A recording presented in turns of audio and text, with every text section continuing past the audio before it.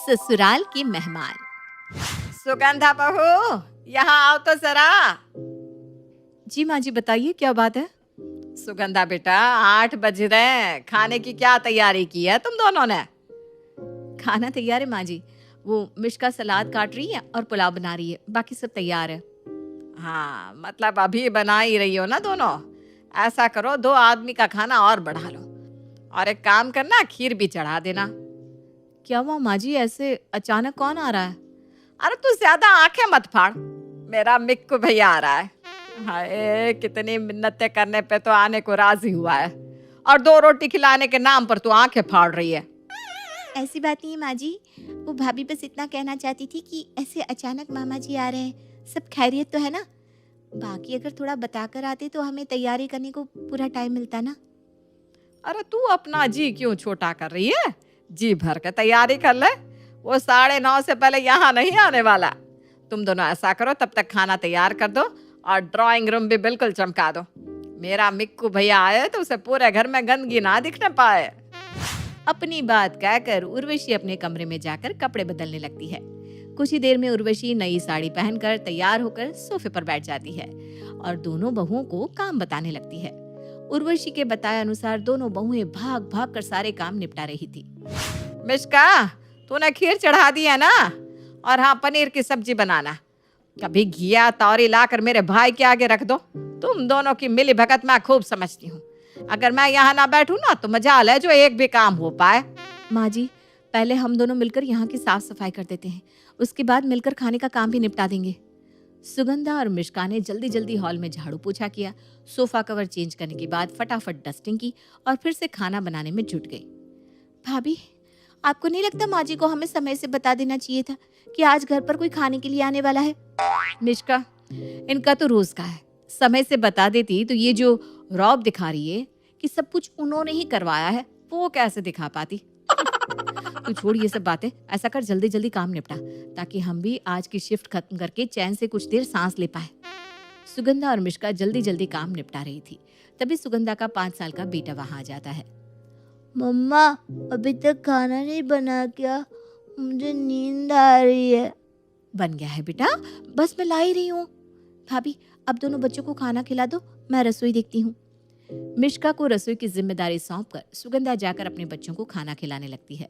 तभी कुछ ही देर में मामा जी घर आ जाते हैं। सुगंधा, मिष्का, जल्दी आओ। देखो मेरे मिक्कू भैया आ गए। मिक्कू भैया, आओ आओ। सच्ची बहुत अच्छा लगा कि आप भाभी के साथ खाने पर आए। हाँ छोटी, तू इतना जिद कर रही थी, अब बहन प्यार से बुलाए और भाई ना आए, ये तो गलत बात हो जाएगी ना। और जब बहन इतनी प्यारी हो तो कोई मना कैसे कर सकता है? मिष्का बहू, पहले चाय नाश्ता लगा दो मामा मामी के लिए, फिर थोड़ी देर में खाना लगा देना। अच्छा, तुम अकेले संभाल लोगी ना? मैं थोड़ी देर तुम्हारे मामा के साथ बैठकर बातें कर लूं। माँ जी, बोल तो ऐसे रही है जैसे रोज घर के सारे काम यही करती हैं। अरे हम तो रोज ही सब संभालते, आज कौन सी अलग बात है। हाँ हाँ माँ जी, आप बैठिए ना, मैं संभाल लूंगी। मिष्का के जाने के बाद, अरे भैया, सब कुछ आपकी पसंद का बनवाया है, आप बस खाकर बताइए कि कैसी लगी आपको आपकी बहन की मेहमान नवाजी। कुछ ही देर में सुगंध और मिष्का मिलकर मेहमानों को खाना खिलाते हैं। मामा मामी जी के अलावा घर के बाकी सदस्यों को खाना खिलाते खिलाते रात के 11:30 बज गए थे। अच्छा बहना, अब हम चलते हैं। भाई मानना पड़ेगा, आज तुमने इतना स्वादिष्ट खाना खिलाया है कि दिल खुश हो गया। अच्छा, ये ले, ये मेरी तरफ से रख ले। और हाँ, अगले सप्ताह भी हम डिनर के लिए तुम्हारे यहाँ आ रहे हैं। उर्वशी के भैया उसे 2000 का नोट थमाकर चले जाते हैं। भाभी, ये क्या बात हुई? आधी रात तक मजदूरी हमने की और सारी वाहवाही माँ जी लूट कर ले गई, हमारा तो कहीं नाम ही नहीं आया। अरे मिष्का, सिर्फ वाह ही नहीं, माँ जी तो मामा जी के दिए 2000 भी चट कर गई। अरे गधा, मजदूरी हमसे करवाई और बोनस खुद लेकर चलती बनी। दोनों बहुएं खुद को बड़ा ठगा हुआ महसूस कर रही थी। पैसे ना सही, कम से कम तारीफ के 2 बोल तो वो बेचारी डिजर्व करती ही थी।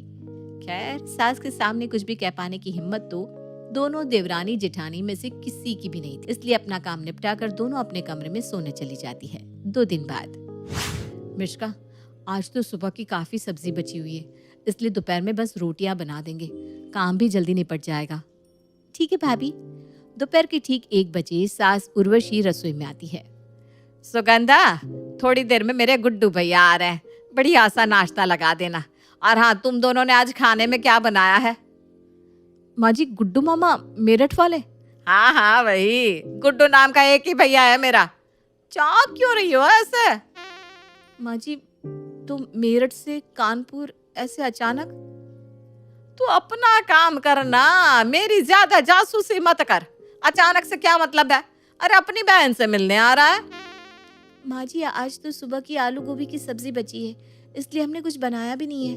नहीं नहीं नहीं नहीं, मेहमान के आगे तुम आलू गोभी रखोगी? ऐसा करो, आलू उबाल कर कचौड़ियाँ निकाल दो, साथ में चटनी और रायता बना देना। और हाँ, चाय के साथ ना पोहा भी बना देना। उर्वशी तो कामों की लिस्ट थमाकर सोफे पर पसर गई थी, लेकिन दोनों बहुएं गुस्से में लाल पीली हुई रसोई में खड़ी अपनी किस्मत को दोष दे रही थी। तुम्हें ऐसा नहीं लग रहा मिश्का कि माँ जी आजकल अपने मायके वालों को कुछ ज्यादा ही बुलाने लगी है? पिछले 1 महीने में ये चौथी बार है जब बिना बताए अचानक माँ जी के चचेरे फुफेरे ममेरे भाई के आने की खबर मिलती है। अरे भाभी, अचानक कुछ नहीं है, माँ जी खुद बुलाती है सबको, बस हम दोनों को जानबूझकर लास्ट मोमेंट पर बताती हैं। हम उन्हें इंसान लगती कहाँ है, हम तो कोल्हू के बैल है ना, जो बिना चूं चपड़ किए तेल निकालते ही जा रहे हैं। तू बिल्कुल सही कह रही है। पहले माँ जी मेहमानों को बुलाती हैं, फिर हमसे तरह तरह की डिश बनवाकर मेहमानों के सामने वाहवाही बटोरती है, और फिर जाते समय उनके मायके वाले शगुन के नाम पर जो भी रुपए देते हैं उन्हें लेकर ऐसे गायब हो जाती है जैसे गधे के सर से सींग। सास की चालाकियों को मात देने के लिए दोनों देवरानी जिठानी एक प्लान बनाती है। कुछ दिन बाद, माँ जी आपको पता है, ये सुगंधा भाभी ना बड़ी खराब है, ऐसी ऐसी बातें करती ना आपके बारे में, मेरे से तो सुनी भी नहीं जाती। हाय राम, ऐसा क्या बोलती है ये नालायक? भाभी कह रही थी माँ जी जब देखो तब अपने भाइयों को बुला लेती है, अगर बुलाना ही है तो खुलकर बताए ना मेहमानों को कि सब काम हमने किया है। क्या बड़े बहू ने ऐसा कहा? आप ऐसा करिए माँ जी, आज आप अपने सारे मायके वालों को एक साथ बुला लीजिए और उन्हें फोन पर ही कह दो कि आज आप सारी तैयारियां खुद अपने हाथों से करने वाली हैं, और फिर सब काम ना भाभी से ही करवाइए। अब जरा हम भी तो देखें कि वो आखिर कर क्या लेगी। आप सास हो, सास चाहे बहू से कुछ भी करवा ले। बहुत बढ़िया आइडिया दिया तूने, आज ही मैं अपने सारे भाई बहनों को बुला लेती हूँ। उर्वशी सबको खाने पर बुला लेती है और खुश होकर कहती है कि आज तो वो खुद अपने हाथों से सारी तैयारी करने वाली है। अब जैसा कि उर्वशी की आदत थी, उसने बहुओं को काम की पूरी लिस्ट बताई और खुद घर से बाहर अपनी सहेलियों के पास घूमने के लिए निकल पड़ी। शाम को मेहमानों के आने से पहले उर्वशी घर पहुंची और झटपट तैयार होकर मेहमानों का इंतजार करने लगी। अरे माँ जी, आप तैयार हो गई? चलिए अच्छा ही है, खाना भी तैयार है, मैं जरा ना अपने कमरे में हूँ, आप देख लेंगी ना माँ जी? हाँ हाँ बेटा, क्यों नहीं। कुछ ही देर में सभी मेहमान घर पर पहुंच चुके थे। अरे आओ आओ भैया, आप यहाँ बैठे ना सोफे पर। उर्वशी सबको घर के अंदर आने के लिए कह रही थी कि उसके मन्नू भैया और भाभी फिसल कर जमीन पर गिर पड़ते हैं। अरे दीदी, आप तो कह रही थी आज पूरा इंतजाम आप देखेगी, सब कुछ एकदम चाक चौबंद मिलेगा, ये है आपका इंतजाम। हाय, दरवाजे पर ही पटक दिया। अरे भैया, पता नहीं आप कैसे गिर पड़े।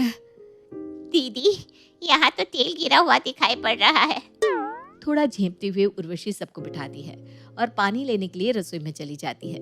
तभी उनका कुत्ता शेरू आकर उर्वशी के चचेरे भाई मिक्कू पर हमला बोल देता है। अरे उर्वी, बचाओ मुझे, देख तेरे शेरू ने मुझे दबोच रखा है। भाई की आवाज सुनकर उर्वशी हड़बड़ाहट में पानी की ट्रे भाभी के ऊपर गिरा देती है। शेरू, पता नहीं आज क्या हो रहा है, ये शेरू अचानक कैसे आ गया, ये तो कभी ऐसा नहीं करता। सबको पानी देने के बाद उर्वशी बहू मिश्का के साथ मिलकर खाना लगाने लगती है। जैसे ही मेहमान पहला टुकड़ा मुंह में डालते हैं, उनकी आंखों से पानी गिरने लगता है। और बहनों, पूरे महीने की मिर्ची एक ही दिन में झोंक लाई है क्या? राम राम राम। भैया, आप लोग खीर खा लो, हो सकता है मिर्च तेज हो गई हो। जैसे ही विक्की और मिक्कू अपने मुंह में खीर की चम्मच रखते हैं, खीर उनके मुंह से बाहर आ जाती है। इतना नमक, वो भी खीर में? ये सब इत्तेफाक नहीं हो सकता। अब मुझे समझ में आ रहा है, तूने जानबूझकर हम सबको यहाँ बुलाया और अब अलग अलग तरीके से हमें परेशान कर रही है। अरे अगर हमारे यहाँ आने से तुझे इतना ही कष्ट था तो बुलाया ही क्यों? मैं तो दसियों बार तुम्हारे घर आया हूँ, पहले तो कभी इतनी बद इंतजामी नहीं देखी। मेरा यकीन करो, ये सब ना मेरी बहुओं की करतूत है, उन्होंने ही सब किया है। लेकिन आप तो कह रही थी कि खाना आपने बनाया है, अब बहुओं के ऊपर बात को मत डालिए। उर्वशी अपने ही जाल में फंस गई थी। वो अपने भाइयों को समझा नहीं पा रही थी कि आज उसने कोई भी काम नहीं किया है। अरे जितनी बार आता हूँ 2000 का नोट देकर जाता हूँ, कोई मुफ्त में खाना नहीं खाया है मैंने आज तक तेरे घर पर, फिर भी ऐसा अपमान। मैं भी जितनी बार आया हूँ ना कुछ पैसे देकर ही गया हूँ। पता नहीं आज जीजी ऐसा क्यों कर रही है। उर्वशी, आज के बाद मैं तेरे घर नहीं आने वाला। तू वो सारा पैसा वापस कर जो मैंने आज तक तुझे दिया था। मिक्कू की बात सुनकर बाकी के भाई भी अपना अपना पैसा वापस मांगने लगते हैं। मिश्का बेटा, सच सच बताओ ये सब क्या है? माँ जी बिल्कुल सही कह रही है, इन्होंने कुछ भी नहीं किया। और आज आप लोगों के साथ जो भी हुआ ना, वो हम दोनों देवरानी जिठानी ने जानबूझकर किया, ताकि माँ जी हमारी मेहनत को अपना बताना बंद कर दे। ये तो कभी भी कुछ नहीं करती, बस हमारे पकाए खाने में चमचा हिलाने आ जाती हैं। मैं तो आज के बाद कभी तुम्हारे घर आऊंगा ही नहीं। मिक्कू की तरह बाकी रिश्तेदार भी दोबारा न आने का वादा करके लौट जाते हैं। उर्वशी अपमानित होकर अपने कमरे में लौट जाती है। सुगंधा और मिश्का अपने प्लान को सफल होते देख खुश हो जाती हैं। इसे कहते हैं सांप भी मर गया, लाठी भी नहीं टूटी।